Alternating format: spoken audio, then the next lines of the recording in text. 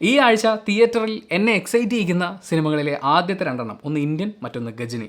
ഈ രണ്ട് സിനിമകളും റിലീസ് ഉണ്ട് കൊച്ചിയിൽ വെച്ചിട്ട്. രണ്ടും തിയേറ്ററിൽ കാണണം എന്നെനിക്കൊരു വലിയ ആഗ്രഹമുണ്ട്. രണ്ടും ഞാൻ തിയേറ്ററിൽ കണ്ടിട്ടില്ലാത്ത സിനിമകളാണ്. അപ്പോൾ തിയേറ്ററിൽ അത് എൻജോയ് ചെയ്യാമെന്ന് പറയുന്നൊരു വലിയ ആഗ്രഹമുണ്ട്. അതുകൂടാതെ പുതിയ സിനിമകൾ തിയേറ്ററിലേക്ക് എത്തുന്നുണ്ട്. ലിറ്റിൽ ഹാർട്ട്സ് എന്ന് പറയുന്ന സിനിമ വരുന്നുണ്ട്. ഗോളം, ആ സിനിമ എനിക്ക് കാണണമെന്നൊരു ആഗ്രഹം തോന്നിയിട്ടുണ്ട്. പിന്നെ ഇംഗ്ലീഷിൽ ബാഡ് ബോയ്സ് എന്ന് പറയുന്ന സിനിമ, ഇതിൻ്റെയൊക്കെ കൂടെ ഒരു കൊച്ചു പടം കൂടി. ഞാൻ ബുക്ക് മൈ ഷോ കണ്ടപ്പോൾ എനിക്കത് ഒരു കൗതുകമായിട്ട് തോന്നി. ഇത് കുറേ നാൾ മുമ്പ് ഷൂട്ട് ചെയ്തതാണോ എന്നും എനിക്ക് തോന്നി. ശ്രീ മുത്തപ്പൻ എന്നൊരു സിനിമ റിലീസ് ആവാനുണ്ട്. നമ്മുടെ മണിക്കുട്ടൻ, അദ്ദേഹം പ്രധാന കഥാപാത്രത്തെ അവതരിപ്പിക്കുന്ന, എനിക്ക് തോന്നുന്നു മുത്തപ്പനെ, പറശ്ശിനിക്കടവ് മുത്തപ്പൻ ആണോ എന്നെനിക്ക് തോന്നി. എനിക്ക് അത്ര വലിയ ധാരണയില്ല. ബട്ട് സ്റ്റിൽ കായംകുളം കൊച്ചുണ്ണിയായിട്ട് നമ്മുടെയൊക്കെ മനസ്സിലേക്ക് ചേക്കേറിയ ഒരു ആർട്ടിസ്റ്റാണ്. അതിനുശേഷം അദ്ദേഹം ഒരു താരമാകും എന്ന് പറയുന്നൊരു ഫീൽ, ബോയ് ഫ്രണ്ടൊക്കെ ഇറങ്ങുന്ന സമയത്ത് ഞങ്ങൾ അങ്ങനെയൊക്കെ വിചാരിച്ചിരുന്നൊരു സമയം ഉണ്ടായിരുന്നേ. പക്ഷേ അത് കഴിഞ്ഞിട്ട് കുറേ വളരെ മോശം സിനിമകൾ എന്ന് വെച്ചാൽ ഇപ്പോഴൊക്കെയാണെങ്കിൽ കണ്ട് തലതല്ലിച്ചിരിക്കുന്ന കുറേ ട്രോളബിൾ സിനിമകൾ അദ്ദേഹം ചെയ്യുകയുണ്ടായി. അതെങ്ങനെ സംഭവിച്ചു എന്നുള്ളത് അത്ഭുതമാണ് എനിക്ക്. കാരണം അങ്ങനെയുള്ള കുറേ സിനിമകൾ സംഭവിച്ചില്ലായിരുന്നെങ്കിൽ ഒരു പക്ഷേ ഒരു താരപദവിയിലേക്ക് ഇന്ന് നമ്മൾ സെലിബ്രേറ്റ് ചെയ്യുന്ന, പുള്ളിയെ സെലിബ്രേറ്റ് ചെയ്യുന്നില്ലെന്നല്ല, പക്ഷേ കുറേ കൂടി സെലിബ്രേറ്റ് ചെയ്യുന്ന ഒരു താരപദവിയിലേക്ക് വളരേണ്ട ഒരാളായിരുന്നു എന്ന് എനിക്ക് തോന്നിയിട്ടുണ്ട്. ആക്ഷനും ഡാൻസും കാര്യങ്ങളൊക്കെ പുള്ളി അടിപൊളിയായിട്ട് ചെയ്യുമല്ലോ. അപ്പോൾ അദ്ദേഹം നായകനാവുന്ന ശ്രീ മുത്തപ്പൻ എന്ന് പറയുന്നൊരു സിനിമ റിലീസാവുന്നുണ്ട്. ഒരു കൗതുകം ആൻഡ് പുള്ളിയോടുള്ള ഒരു ഇഷ്ടത്തിൻ്റെ പുറത്ത് തിയേറ്ററിൽ പോയി കാണണം എന്ന് ആഗ്രഹിക്കുന്ന സിനിമയാണ്. അപ്പോൾ ഇത്രയും സിനിമകളുടെ കൂട്ടത്തിൽ ലിറ്റിൽ ഹാർട്ട്സ് എന്ന് പറയുന്ന സിനിമ ഒരു പ്രശ്നം നേരിടുകയാണ്. GCCയിൽ സിനിമയ്ക്ക് റിലീസില്ല.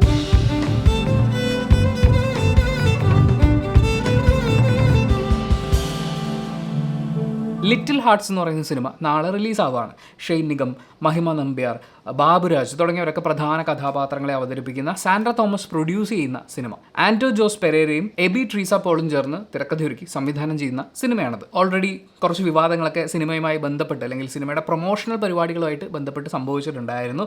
നമ്മുടെ ഷെയ്ൻ നിഗം ഒരു പ്രമുഖ ഫിലിം പ്രൊഡക്ഷൻ കമ്പനി, അതൊരു നടൻ്റെ പേരിലുള്ളതാണ്. അപ്പോൾ അതുമായി ചേർത്ത് അദ്ദേഹം ഒരു സ്റ്റേറ്റ്മെൻറ്റ് നടത്തുകയുണ്ടായി. അതിന് പുള്ളി പരസ്യമായി മാപ്പ് ചോദിക്കുകയും ചെയ്തിട്ടുണ്ടായിരുന്നു. അങ്ങനെ ഒരു മാപ്പ് പറച്ചിൽ ആവശ്യമാണ് എന്ന് എനിക്കും ഫീൽ ചെയ്തിട്ടുണ്ടായിരുന്നു. നമ്മളൊരു ഫ്രണ്ട്ലി ടോക്കിൽ ആ പെർട്ടിക്കുലർ ആളും കൂടി ഒപ്പം ഇരിക്കുമ്പോൾ അതുപോലെ എന്തെങ്കിലും പറയുകയും പുള്ളി തിരിച്ചു പറയുകയൊക്കെ ചെയ്യുകയാണെങ്കിൽ ദാറ്റ് ഇസ് ഫൈൻ. പക്ഷേ അങ്ങനെ അല്ലാത്തൊരു സാഹചര്യത്തിൽ ഈ കളിയാക്കപ്പെട്ട നടനും കളിയാക്കിയ നടനും തമ്മിലുള്ള ഒരു ബന്ധത്തെക്കുറിച്ച്, ഇപ്പോൾ ബേസിലിനെ ധ്യാൻ കളിയാക്കുന്നത്, അവർ രണ്ടുപേരും ഒരുമിച്ചിരുന്ന് കളിയാക്കുന്നതും ആക്കുന്നതും ആ ഒരു ഫ്രണ്ട്ലി വൈബ് അങ്ങനെയാണെന്ന് നമുക്കറിയാം. പക്ഷേ ഇവിടെ അങ്ങനെ ഒരു സ്നേഹബന്ധം അവർക്കിടയിലുണ്ടോ എന്ന് പ്രേക്ഷകർക്കും അറിയില്ല. അവർക്ക് അങ്ങനെ ഉണ്ടായിരുന്നു എന്ന് എനിക്ക് തോന്നുന്നില്ല. അങ്ങനെ ഉണ്ടായിരുന്നെങ്കിൽ അങ്ങനെ ഒരു മാപ്പ് പറച്ചിലിൻ്റെ ആവശ്യം വരില്ലായിരുന്നു. പുള്ളി അത് ഫ്രീ ആയിട്ട് പറഞ്ഞതാണ്, അതിലൊന്നും കാര്യമില്ല എന്ന് മറ്റേ നടൻ പറഞ്ഞേനെ.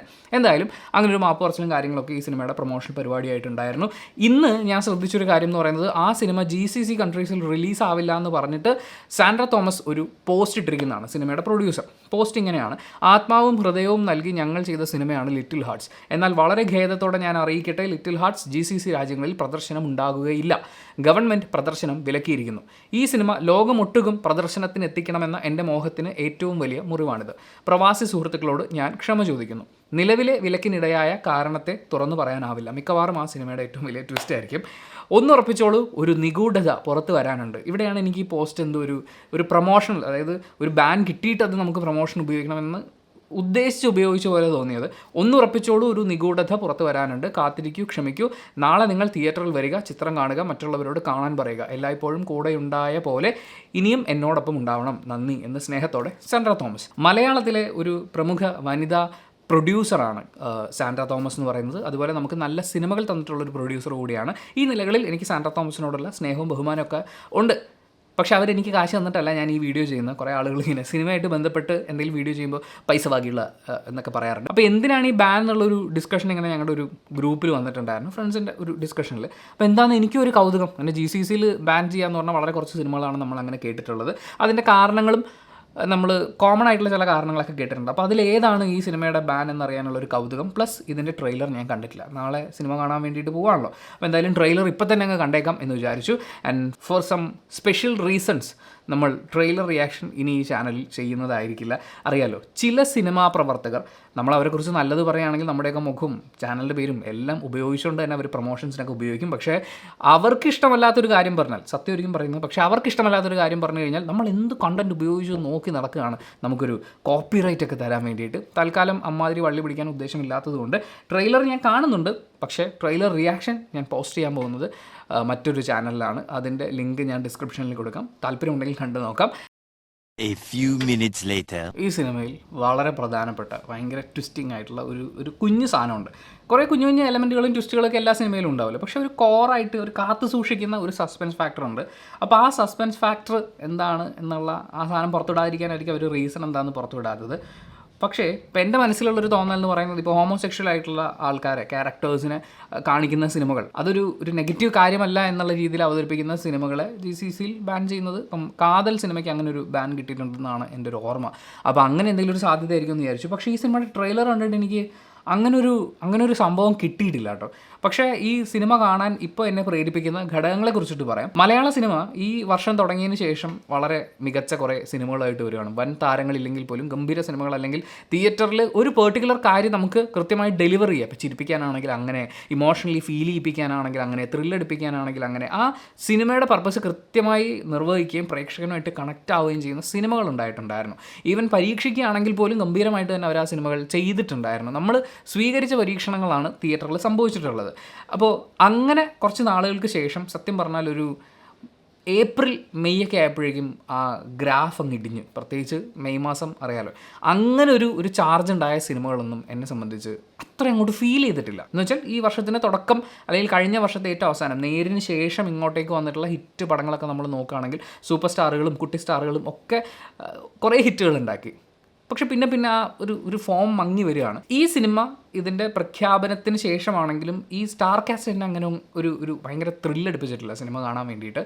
ഇവരൊന്നും മോശം അഭിനേതാക്കളായതുകൊണ്ടല്ല കേട്ടോ. ഈ കോമ്പിനേഷനിൽ എന്താണ് ഇതിനകത്തൊരു പുതുമ, നമുക്കത് ഫീൽ ചെയ്യുമല്ലോ. കുറച്ച് ആളുകൾ കാണുമ്പോൾ അയ്യോ നമുക്ക് കാണുമല്ലോ എന്ന് പറയുന്നൊരു ഫീൽ. ട്രെയിലർ കാണുമ്പോൾ ഇതിൽ കുറേ ഫൺ എലമെൻറ്റുകൾ വർക്ക് ആവുന്നുണ്ടെന്ന് തോന്നുന്നുണ്ട്. ഷെയ്ൻ്റെ കുറച്ച് മൈക്രോ എക്സ്പ്രഷൻസ്, പ്രത്യേകിച്ച് ട്രെയിലറിൻ്റെ തുടക്കത്തിൽ കണ്ടിട്ടുള്ള കുറച്ച് സാധനങ്ങൾ എന്നെ കുറച്ച് എക്സൈറ്റ് ചെയ്യിച്ചിട്ടുണ്ട്. വിഷ്വലി സംഭവം നല്ല രസമുണ്ട്. മലയോര ഗ്രാമം എന്നൊക്കെ പറയുന്ന ആ ഒരു രീതിയിൽ അതൊക്കെ നല്ല രസമായിട്ട് വരുന്നുണ്ടാവും. എനിക്ക് ഏറ്റവും ഇൻട്രസ്റ്റിംഗ് ആയിട്ട് തോന്നിയത് ഇതിൻ്റെ ഒരു മ്യൂസിക്കൽ സാധനമാണ്. ആ ട്രെയിലർ മൊത്തത്തിൽ ആ ബീറ്റുകൾ ഇങ്ങനെ പോകുന്നു, അതിൻ്റെ ഒരു സ്വിച്ചിങ്ങും സംഭവം മൊത്തത്തിൽ നല്ല രസമുണ്ട്. ആ ഒരു ഫീല് തിയേറ്ററിൽ നിന്ന് കിട്ടട്ടെ എന്നാണ് ഞാൻ ആഗ്രഹിക്കുന്നത്. എന്നാലും ഇതെന്തിനായിരിക്കും ബാൻ ചെയ്തത്? എനിക്ക് തോന്നുന്നില്ല ഇത് ഹോമോസെക്ഷൽ ആയിട്ടുള്ള ക്യാരക്ടേഴ്സിനെ കാണിക്കുന്നു എന്ന് പറഞ്ഞിട്ടായിരിക്കുമെന്ന്. കാരണം അങ്ങനെയാണെങ്കിൽ അവർ എന്തെങ്കിലും ഒരു സൂചന ഇതിൻ്റെ അകത്ത് കൊടുക്കണ്ടല്ലേ. പക്ഷേ ഒന്നും തന്നെ കൊടുത്തിട്ടില്ല. ഇവർ പ്രണയങ്ങൾ, ഒരുമിച്ച് ചേരലുകൾ, ആ ഒരു രീതിയിലൊക്കെയാണ് പോകുന്നത്. പിന്നെ ഈ ട്രെയിലർ കാണുമ്പോൾ നമ്മുടെ തിയറി ഓഫ് ക്ലീഷേസ് വെച്ച് നോക്കുകയാണെന്നുണ്ടെങ്കിൽ, നമ്മുടെ നായകൻ, അതായത് ഷൈനികത്തിൻ്റെ ക്യാരക്ടർ എല്ലാവരെയും സഹായിക്കുകയും പ്രശ്നങ്ങളിൽ ഇടപെടുകയും നിഷ്കളങ്കനായിട്ടുള്ള ഒരാളെന്നുള്ള രീതിയിൽ കുറേ അമളികൾ പറ്റുന്ന ഒരാളെന്നുള്ള നിലയിലൊക്കെയാണ് കേൾക്കുന്നത്.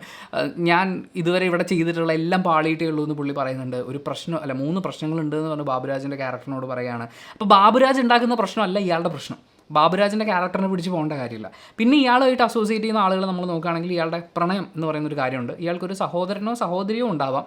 അവരുടെ വിവാഹം ഉറപ്പിക്കൽ പരിപാടിയും നമ്മൾ കാണുന്നുണ്ട്. അതും വലിയ കുഴപ്പമില്ലാണ്ട് പോകേണ്ടതാണ് according to the theory of cliches in the Malayalam movies. അപ്പോൾ ഇതിനകത്ത് വരാൻ സാധ്യതയുള്ള വളരെ പ്രധാനപ്പെട്ട ഒരു കാര്യം മഹിമ നമ്പ്യാർ അവതരിപ്പിക്കുന്ന കഥാപാത്രമായിട്ട് ബന്ധപ്പെട്ടിട്ടാണ്. ആ കഥാപാത്രത്തിൻ്റെയും പ്രശ്നങ്ങൾ ഇയാൾ സ്വന്തം പ്രശ്നമായി എടുത്ത് തോളത്ത് വെക്കുന്നുണ്ടാവാം. മലയാള സിനിമയിൽ അങ്ങനെ ഒരുപാട് കഥാപാത്രങ്ങൾ ഉണ്ടായിട്ടുണ്ട്, ഉണ്ടായിക്കൊണ്ടേയിരിക്കുന്നു, ഇനിയും ഉണ്ടാവുക തന്നെ ചെയ്യും. അപ്പോൾ മഹിമ നമ്പ്യാർ അവതരിപ്പിക്കുന്ന ആ കഥാപാത്രം, പുള്ളിക്കാരിക്കൊരു കുഴപ്പമുണ്ട്. അവർ ആ നാട്ടിൽ ജനിച്ച് വളർന്ന ഒരാളല്ല. അങ്ങനെ ഒരു സ്ഥിരം പരിചയമുള്ളത് പോലത്തെ ഒരു ഫീല് ഷൈനികത്തിൻ്റെ സംസാരത്തിലില്ല. ആൻഡ് എന്നാ ഇടിക്കുന്നതെന്ന് ഈ നെഞ്ചിടിപ്പിനെ കുറിച്ചിട്ട് മഹിമ ചോദിക്കുന്നുണ്ട്. അപ്പോൾ ഒന്നെങ്കിൽ വളരെ ചെറിയ പ്രായത്തിൽ അവിടെ വിട്ടുപോയ ഒരാൾ, അല്ലെങ്കിൽ ആ നാട്ടിലേക്ക് ഏതെങ്കിലും ഒരു ബന്ധുവിൻ്റെ റിലേറ്റ് അങ്ങനെ എന്തെങ്കിലും പറഞ്ഞ് ആ നാട്ടിലേക്ക് വരുന്ന ഒരാൾ. അപ്പോൾ ഇയാൾക്ക് എന്തോ പ്രശ്നമുണ്ട്. ഇത് സോൾവ് ചെയ്യാൻ വേണ്ടിയിട്ട് ഷെയ്ൻ കൂടെ നിൽക്കുന്നതാവാം. അത് ഈ പറയുന്നത് പോലെ ഒരു ഹോമോസെക്ഷൽ അങ്ങനെ ഒരു രീതിയിലായിരിക്കുമോ പോവുക, അതോ GCCയിലെ പ്രശ്നങ്ങളുമായിട്ട് ബന്ധപ്പെട്ട് അങ്ങനെ എന്തെങ്കിലുമൊക്കെ ആയിരിക്കാനുള്ളൊരു സാധ്യതയുണ്ട്. പൊതുവെ വിവാദം ഉണ്ടാകുന്ന സിനിമകൾ കാണാൻ വേണ്ടിയിട്ട് ആളുകൾ ഇടിച്ചു കയറാറുണ്ട്, അതിലെന്താണ് എന്നറിയാനുള്ളൊരു ക്യൂരിയോസിറ്റിയുടെ പുറത്ത്. പക്ഷേ അത് മാത്രമല്ല, എനിക്കിതിൽ ഷെയ്ൻ്റെ പെർഫോമൻസ്, അതിലെ കോമഡി, ബാബുരാജ് കോമഡി ചെയ്യുന്നത് വളരെ രസമായിട്ടാണ്. പിന്നെ ഈ കഴിഞ്ഞ കുറേ സിനിമകളിലൊക്കെ ആണെങ്കിലും ജാഫർ ഇടുക്കി അദ്ദേഹം നമ്മളെ അത്ഭുതപ്പെടുത്തിക്കൊണ്ടിരിക്കുന്ന ഒരു അഭിനേതാവ് തന്നെയാണ്. പുള്ളിക്കൊരു ഗംഭീര സാധനം വരാനുണ്ട്. അതുവരെ പുള്ളി ഇങ്ങനെ നമ്മളെ ഇടയ്ക്കും തലയ്ക്കൊക്കെ ഇങ്ങനെ മിന്നി പോയിക്കൊണ്ടിരിക്കും. പുള്ളി തിളങ്ങുന്നൊരു സിനിമ വരും എന്ന് തന്നെയാണ് ഞാൻ പ്രതീക്ഷിക്കുന്നത്. അപ്പോൾ അവരുടെ ഒരു കോമ്പിനേഷൻ, കോമഡി എലമെൻറ്റുകൾ, മ്യൂസിക്കലി അത് പോകുന്നൊരു രീതി എല്ലാം കൊണ്ട് എനിക്ക് രസമുണ്ടാവും എന്നുള്ളൊരു പ്രതീക്ഷയിൽ ഞാൻ ഫസ്റ്റ് ഷോ ടിക്കറ്റ് എടുത്തിട്ടുണ്ട്. ബാക്കി സിനിമ കണ്ടതിന് ശേഷം സംസാരിക്കാം. Thank you so much for watching this video. ഇഷ്ടപ്പെട്ടാൽ ലൈക്ക് ചെയ്യുക, കമൻറ്റ് ചെയ്യുക, ഷെയർ ചെയ്യുക, സബ്സ്ക്രൈബ് ചെയ്യുന്ന കാര്യം പരിഗണിക്കുക.